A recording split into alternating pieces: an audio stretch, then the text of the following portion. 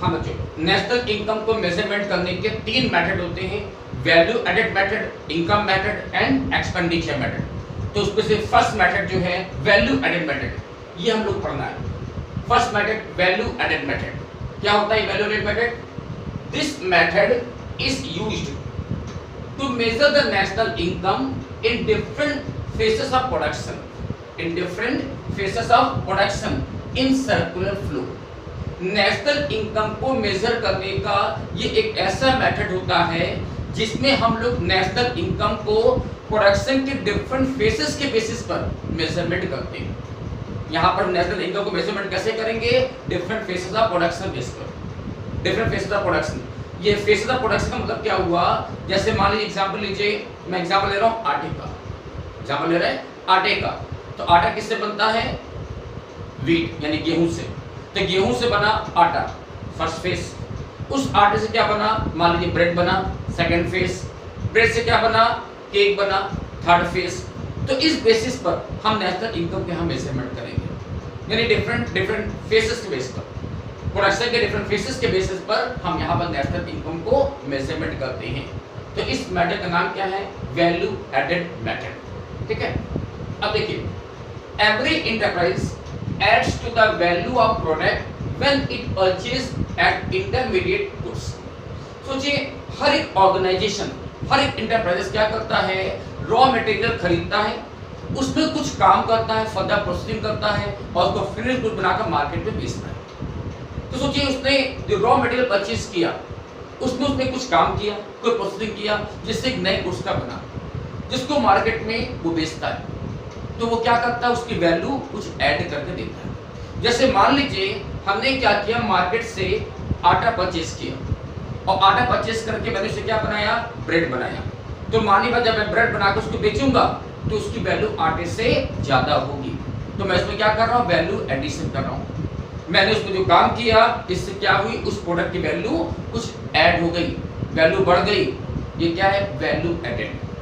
फिर से दूसरा एग्जांपल लें, सपोज करिए हमने मार्केट से ब्रेड परचेस किया और ब्रेड से क्या बनाया? केक बना के बेच रहे हैं। तो केक की वैल्यू ब्रेड से ज्यादा होगी, तो हमने क्या किया? ये वैल्यू एडिशन किया। तो हर एक ऑर्गेनाइजेशन या इंटरप्राइज क्या करता है? वो मार्केट से रॉ मटेरियल, जिसको बोलते हैं इंटरमीडिएट गुड्स, ये जो मैंने लिखा है ना इंटरमीडिएट गुड्स, तो इंटरमीडिएट गुड्स का मतलब क्या हुआ? रॉ मटेरियल जो परचेस करते हैं, उस पर कुछ फर्दर प्रोसेसिंग करते हैं, कुछ काम करते हैं और कुछ काम करके जो नया गुड्स बनता है, फिनिश गुड्स तैयार होता है, उसको हम लोग मार्केट बेचते हैं, उसकी वैल्यू ऐड करते हैं। तो हमने जितने का काम किया उससे प्रोडक्ट की वैल्यू क्या हो गई? बढ़ जाती है, वैल्यू ऐड हो जाती है। ठीक है, the value which is added is known as the gross value added. इस तरह से जो वैल्यू ऐड की जाती है, मेहनत करके हमने प्रोडक्ट की वैल्यू में जो एडिशन किया, उसे क्या बोलते हैं? Gross value added at the market price. हमने मेहनत करके जो नया प्रोडक्ट बनाया, जिससे उस प्रोडक्ट की वैल्यू में कुछ एडिशन हुआ, तो उसे क्या बोलेंगे? Gross value added at the market price, जिसको हम क्या बोल सकते हैं? GVA-MP, GVA-MP, या भी इसको कह सकते हैं GDP-MP। GDP-MP नाम सुना हमने, gross domestic product at market price. तो ये जो वैल्यू ऐड की जाती है, इसे क्या बोलेंगे? GDP-MP, gross domestic product at market price. तो बच्चों, इस मेथड के अकॉर्डिंग जब भी मुझे निकालना होगा वैल्यू एडिशन की, वैल्यू एडिशन कितनी हुई, तो इसको निकालने का बहुत ही सिंपल फार्मूला है। और फार्मूला क्या है? Value added equal to value of output minus intermediate consumption. Value of output जो हमने प्रोडक्शन बनाया, जो हमने फिनिश गुड्स बनाया, माइनस इंटरमीडिएट कंजम्पशन, जितने का हमने रॉ मटेरियल यूज किया था। जैसे मानिए सपोज करिए हमने जो प्रोडक्ट बनाया उसकी वैल्यू कितनी है? 500 रुपीज की है, जबकि जो हमने रॉ मटेरियल यूज किया था यानी इंटरमीडिएट कंजम्पशन, वो कितने का था? 300 रुपीज का था। तो वैल्यू एडिशन कितना हुआ? 200 रुपए का। ये क्या हुआ? Value addition. इसी को आप बोलते हो GDP-MP। ठीक है, तो जब भी मुझे निकालना वैल्यू एडेड, तो वैल्यू एडेड कैसे निकलेगा? Value of output minus intermediate consumption. ठीक है, अगर क्वेश्चन में वैल्यू आउटपुट और इंटरमीडिएट कंजम्पशन दिया है तो सिंपल आप वैल्यू आउटपुट में से इंटरमीडिएट कंजम्पशन माइनस करके वैल्यू एडेड निकाल लो। और यानी कि ये वैल्यू एडेड क्या होता है? ये वैल्यू एडेड क्या होता है? GDP-MP होता है। इसे क्या बोलते हैं, जीडीपी एमपी। ठीक है, अब मान लीजिए किसी क्वेश्चन में थोड़ा टिपिकल बनाने के एग्जाम्पल क्या करता है कि कभी कभी आपको वैल्यू आउटपुट नहीं देता, यानी कि अगर वैल्यू आउटपुट नहीं दिया तो वैल्यू ऑफ आउटपुट निकालने का भी फॉर्मूला होता है। फॉर्मूला क्या होता है देखिए, अगर मुझे वैल्यू आउटपुट नहीं दिया तो वैल्यू आउटपुट मुझे निकालना पड़ेगा। कैसे? फॉर्मूला होता है sales plus change in stock. हमें क्या करना होगा, सेल में प्लस करेंगे चेंज इन स्टॉक। ये चेंज इन स्टॉक का मतलब क्या हुआ, closing stock minus opening stock, closing stock minus opening stock. Question में मुझे क्लोजिंग स्टॉक ओपनिंग स्टॉक दी जाएगी। याद रखना ये है कि क्लोजिंग स्टॉक में से ओपनिंग स्टॉक को माइनस करिएगा, उल्टा मत कर दीजिएगा, अलग हो जाएगा। ठीक है, तो closing stock minus opening stock, ये बनेगा चेंज इन स्टॉक। तो sale plus change in stock करके निकाल सकते हैं वैल्यू ऑफ आउटपुट। अब सोचिए, हम जो सेल करते हैं वो सेल अपने इंडिया के अंदर भी कर सकते हैं, इंडिया के बाहर भी कर सकते हैं। तो वैल्यू ऑफ आउटपुट निकालने का एक फॉर्मूला और भी होता है, और वो क्या होता है कि domestic sales plus exports. Domestic sale यानी देश के अंदर जो हमने सेल किया, और प्लस एक्सपोर्ट्स यानी देश के बाहर जो हमने सेल किया। तो डोमेस्टिक सेल और प्लस एक्सपोर्ट करके भी हम निकाल सकते हैं वैल्यू ऑफ आउटपुट। ठीक है, इसी तरह से इंटरमीडिएट कंजम्पशन, अगर मुझे क्वेश्चन दिया है अच्छी बात है, नहीं दिया है तो इंटरमीडिएट कंजम्पशन निकालने का भी फॉर्मूला होता है। अब वो क्या है, यहाँ पर मैंने लिखा है intermediate consumption equal to domestic consumption plus imports. Domestic consumption हमने देश के अंदर जो चीज कंज्यूम किया, प्लस हमने देश के बाहर से जो माल मंगवाया है, इंपोर्ट्स किया है। ठीक है, तो डोमेस्टिक कंजम्पशन प्लस इंपोर्ट करके निकाल सकते हैं इंटरमीडिएट कंजम्पशन। ठीक है, तो अगर मुझे वैल्यू आउटपुट और इंटरमीडिएट कंजम्पशन नहीं भी देगा तो भी मैं इसकी वैल्यू निकाल सकते हैं। और यानी कि वैल्यू आउटपुट में से जब इंटरमीडिएट कंजम्पशन माइनस करिएगा तो हमें क्या मिलेगा, वैल्यू एडेड। इसका मीन्स क्या होता है, जीडीपी एमपी से, जीडीपी एमपी। बट अब बच्चों एक बात ध्यान समझना, इस फॉर्मूले का यूज करके हमें क्या मिलेगा, जीडीपी एमपी। पर ये फाइनल आंसर भी नहीं हुआ। क्यों? क्योंकि मुझे निकालना क्या रहेगा, नेशनल इनकम। और नेशनल इनकम को क्या बोलते हैं हम लोग, एनएनपीएफसी। नेशनल इनकम क्या होता है, एनएनपीएफसी। अभी मुझे क्या मिला है, जीडीपी एमपी। तो बच्चों हम लोग ने पिछली वीडियो में पढ़ा था कि जीडीपी एमपी से हम एनएनपीएफसी तक कैसे पहुंच सकते हैं। तो बस वो फॉर्मूला, वो ट्रिक मुझे यूज करना है। कैसे, देखिए इसे रख कर देते हैं।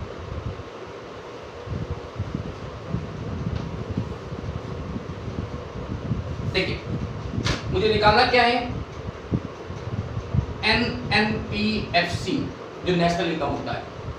अब मुझे अभी तक क्या मिला इस फॉर्मूले से, जीडीपी एमपी, जीडीपी एमपी। तो जीडीपी एमपी से एनएनपीएफसी तक कैसे पहुंच सकते हैं, ये हम लोगों ने पढ़ा है पिछले वीडियो में। तो बस उसको अप्लाई करिए।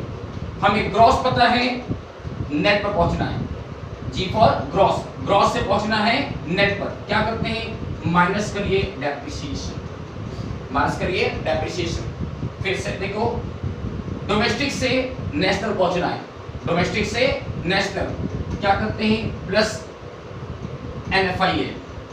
डोमेस्टिक पता है, नेशनल पहुंचने के लिए क्या करते हैं, प्लस एनएफआईए। फिर इसके बाद प्रोडक्ट, प्रोडक्ट सेम है। लास्ट में मार्केट प्राइस पता है और फैक्टर कॉस्ट पहुंच रहा है। मार्केट प्राइस से फैक्टर कॉस्ट क्या करते हैं, माइनस एनआईटी यानी नेट इनडायरेक्ट टैक्स। तो हमें नेशनल इनकम निकालने के लिए क्या करना होगा, अपने जो जीडीपी एमपी निकाला इस फॉर्मूले से, जो जीडीपी एमपी आएगा, यार कि इस फॉर्मूले को यूज करने का रूप मत जाइएगा, क्योंकि अभी हमने क्या निकाला होगा, जीडीपी एमपी। तो जीडीपी एमपी को मुझे चेंज करना पड़ेगा एनएनपीएफसी में। तो कैसे किया, GDP MP minus depreciation plus NFIA minus NIT. जब उसको यूज करेंगे फॉर्मूले को तो मुझे मिल जाएगी अपनी एनएनपीएफसी यानी नेशनल इनकम। ठीक है, इस मेथड को थोड़ा और मैं डिस्कस करना चाहूंगा एक एग्जांपल से। तो देखिए इस वैल्यू एडिशन मेथड का एक अच्छा सा एग्जांपल कि ये मेथड कैसे यूज में आता है। वैल्यू एडिट मेथड को हम एक न्यूमेरिकल एग्जांपल से बहुत अच्छी तरह समझेंगे। अभी तक हम लोगों ने क्या देखा कि ये वैल्यू एडिट कैसे निकलता है कि value of output minus intermediate consumption. Value of output minus intermediate consumption करने से हमको क्या मिल जाता है, वैल्यू एडेड, जिसको बोलते हैं जीडीपी एमपी।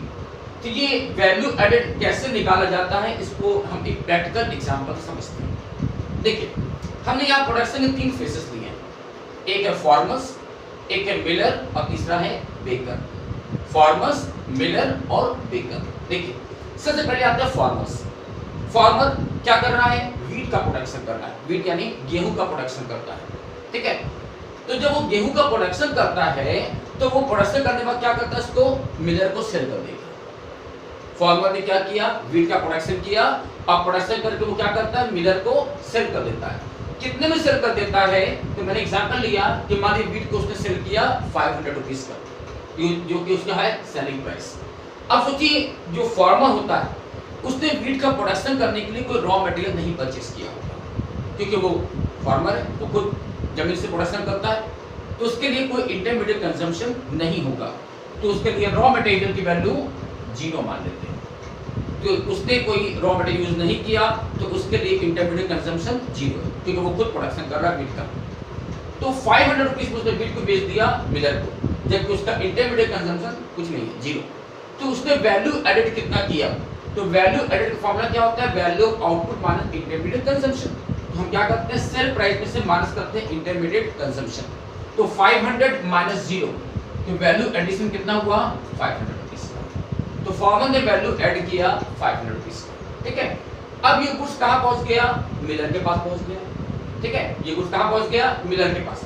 अब एक बात बच्चों दिमाग लगाना कि एक व्यक्ति के लिए जो सेलिंग प्राइस होता है वही चीज अगले व्यक्ति के लिए उसकी परचेज प्राइस बन जाता है। मान लीजिए मैंने कोई गुड्स आपको सेल किया, तो हमारे लिए जो सेलिंग प्राइस है वो आपके लिए क्या होगा? परचेज प्राइस, ठीक है ना। तो देखिए जैसे यहाँ फार्मर ने अपना वीट किसको बेचा? मिलर को। तो फार्मर के लिए जो सेलिंग प्राइस है वीट का 500 रुपीस, ये वीट मिलर के लिए क्या हो जाएगा? उसका इंटरमीडिएट कंजम्पशन यानी रॉ मटेरियल, ठीक है। तो ये 500 रुपीस जो फार्मर के लिए सेल प्राइस था वो मिलर के लिए बन जाएगा परचेज प्राइस यानी उसका इंटरमीडिएट कंजम्पशन। तो हम ये मानेंगे कि मिलर ने 500 रुपीस का रॉ मटेरियल परचेज किया और वीट को परचेज करके उससे क्या किया? उसका आटा बनाया और आटा बनाकर उसने मार्केट में बेचा। किसको बेचा? बेकर को बेचा। कितने बेचा? मैंने एग्जांपल लिया कि 700 रुपीस बेचा, ठीक है। तो 500 रुपए का उसने रॉ मटेरियल परचेज किया, परचेज करके एक नया गुड्स आटे का प्रोडक्शन किया और कुछ 700 रुपए में बेच दिया। तो इस बंदे ने, मिलर ने वैल्यू एडिशन कितना किया? इसने वैल्यू एड कितना किया? तो मैं कहूंगा 700 माइनस 500। तो इसने जो मेहनत किया इससे वैल्यू कितनी ऐड हुई? 200 रुपीस, ठीक है। Sale price minus intermediate consumption 700 minus 5, तो वैल्यू एडेड कितना हुआ यहाँ पर? 200 रुपीस का। अब ये गुड्स कहाँ पहुँच गया? बेकर के पास पहुँच गया, ठीक है। और मैं फिर से कहूंगा कि मिलर के लिए जो सेलिंग प्राइस होता है बेकर के लिए उसका परचेज प्राइस बन जाएगा यानी इंटरमीडिएट कंजम्पशन। तो मिलर ने अपना ये फ्लोर सेल किया था 700 रुपीस में, जो कि बेकर के लिए उसका परचेज प्राइस बन जाएगा यानी उसका इंटरमीडिएट कंजम्पशन बनेगा। तो देखिए बेकर को ये गुड्स कितने का मिला?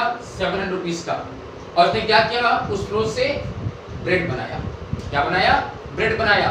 और जब ब्रेड बनाया तो वो कितने बिक्री मार्केट में? 1000 रुपीस। तो मैं कहूँगा इसने जो मेहनत किया इससे वैल्यू एडिशन कितना हुआ? तो आप फिर से कहोगे 1000 माइनस 700, वैल्यू एडिशन कितना हुआ? 300 रुपीस। तो बेकर ने जो मेहनत किया उससे वैल्यू एडिशन कितना हुआ? 300 रुपीस का। कैसे? 1000 माइनस 700, 300। ओके, तो इस तरह से हमारा ये प्रोडक्ट 3 फेसेस से पास हुआ। तो मैं जानना चाहता हूँ टोटल मिलाकर वैल्यू एडिशन कितना हुआ। तो फार्मर ने वैल्यू ऐड किया 500, मिलर ने वैल्यू ऐड किया 200 और बेकर ने वैल्यू ऐड किया 300। तो 500, 200, 300 ऐड करें तो टोटल मिला के वैल्यू एडिशन कितना हुआ? 1000 रुपीस। वैल्यू एडिशन कितना हुआ? 1000 रुपीस का, जिसको कि आप लोग बोलते हैं gross value added, gross value added at market price, या फिर इसको मैं बोल सकता हूं जीडीपी एमपी। क्या बोले? GDP MP, gross domestic product at market price. तो बच्चों ये तरीका हमारा वैल्यू एडेड निकालने का कि जीडीपी एमपी कैसे निकलता है, इस तरह से आप एक एग्जांपल लेके समझा सकते हैं। अब समझना, हमने अभी क्या निकाला? GDP MP. याद रखना अभी हमने नेशनल इनकम नहीं निकाली है, क्या निकाला है? GDP MP. अब मैंने पिछले एग्जांपल दिखाया था कि जीडीपी एमपी से हम नेशनल इनकम तक कैसे पहुंच सकते हैं। कि हमें पता है कि नेशनल इनकम को लिखते हैं NNPFC से। अब मुझे भी क्या मिला है, GDP MP। तो अगर मुझे नेशनल इनकम निकालनी है तो मुझे क्या करना पड़ेगा, GDP MP में से अभी माइनस करना पड़ेगा डेप्रिसिएशन, प्लस करेंगे NFIA और माइनस करेंगे NIT, तो मेरा आ जाएगा नेशनल इनकम यानी NNPFC। बात समझ आई बच्चों? थोड़ा नहीं, एग्जाम में ऐसा नहीं कि पूरा इस तरह कई फेसेस आपको ऐसा देगा। एग्जाम में तो डायरेक्ट वो आपको देगा बस वैल्यू ऑफ आउटपुट और इंटरमीडिएट कंजम्पशन, जिससे आप डायरेक्ट निकाल लो कि GDP MP कितना है। ये तो मैंने एक एग्जांपल एक समझाया प्रैक्टिकली कैसे हम लोग वैल्यू एडिशन निकालते हैं, ठीक है। तो अगर वैल्यू एडेड आ गया, GDP MP आ गया, तो उससे हम लोग इजी वे में नेशनल इनकम निकाल सकते हैं। ओके, अब एक मेन प्रॉब्लम आती है जो हमारे एग्जाम में एक दो बार आया है 2 और 3 मार्क्स में, जहां एग्जामिनर आपसे कहता है कि what do you mean by double counting problem. तो इसको समझना बहुत अच्छी चीज है। डबल काउंटिंग प्रॉब्लम, इस वैल्यू एडेड मेथड में डबल काउंटिंग प्रॉब्लम कैसे हो जाती है, ठीक है। मैंने आपको पिछली वीडियो बताया था कि हमारे इंडिया में नेशनल इनकम जो मेजर करता है कौन करता है, CSO। तो CSO कभी कभी वैल्यू एडेड मेथड का यूज करते समय एक प्रॉब्लम क्रिएट करता है, डबल काउंटिंग प्रॉब्लम्स, जिसकी वजह से मेरी नेशनल इनकम कभी कभी रॉन्ग हो जाती है, गड़बड़ा जाती है। ये रॉन्ग कैसे हो जाता है, ये डबल काउंटिंग प्रॉब्लम कैसे हो जाती है, तो इसको देखो एक एग्जांपल से। जैसे देखिए, हमने अभी आपको दिखाया कि वैल्यू एडेड कैसे निकलता है, कि value of output minus intermediate consumption. हम लोग क्या कर रहे हैं, अपने सेल प्राइस से इंटरमीडिएट कंजम्पशन माइनस करके चल रहे हैं, और हर स्टेज पे मैं देख रहा हूं वैल्यू एडेड कितना हुआ और सबको मैंने ऐड कर दिया। अब देखो प्रॉब्लम कैसे हो जाती है। तो कुछ बच्चे ये कहते हैं कि सर जी जैसे हमने वीट का प्रोडक्शन किया तो वीट कितने बिका, 500 रुपीज का। फ्लोर का प्रोडक्शन हुआ वो कितने बिका, 700 रुपीज का। और ब्रेड का प्रोडक्शन हुआ वो कितने बिका, 1000 रुपीज का। तो उनका कहना ये है कि सर वैल्यू एडेड कितना हुआ, 500 प्लस 700 प्लस 1000। 500 plus 700 plus 1000। तो कुछ बच्चे कहते हैं सर यहाँ वैल्यू एडिशन कितना हो गया, 2200 रुपीज का। अब बात समझ नहीं पर कई बार आप लोग ये मिस्टेक करते हैं, कहते हैं सर जी वैल्यू एडेड कितना हुआ, 2200 रुपीज का। 500 का वीट बना, 700 का फ्लोर बना और 1000 का ब्रेड बना, मिलाकर 2200 का टोटल प्रोडक्शन हुआ, जो तुम्हारा वैल्यू एडेड हो जाता है।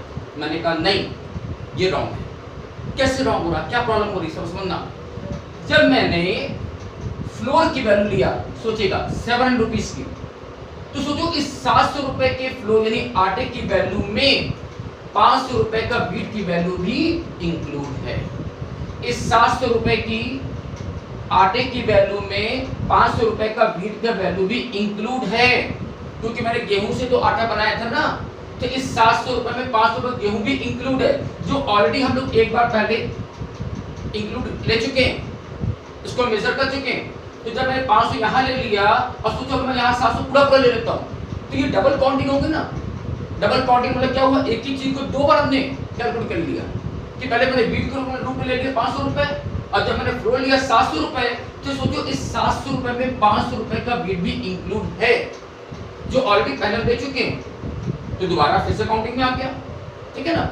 इसी तरह सोचो फिर से कि अगर मैं ब्रेड की वैल्यू 1000 रुपए लेके चलता हूँ, तो जो इस ब्रेड के 1000 रुपए की वैल्यू में फ्लोर और वीट की वैल्यू भी ऑलरेडी इंक्लूड है, और जिसकी वजह से वो डबल काउंटिंग हो जा रहा है, यानी एक ही चीज 2 3 बार कैलकुलेट हो जा रही है, और जिसकी वजह से मेरी नेशनल इनकम आएगी उसका आंसर रॉन्ग हो जाएगा। तो बच्चे इस प्रॉब्लम को, इस मिस्टेक को, एरर को हम लोग कहते हैं डबल काउंटिंग प्रॉब्लम।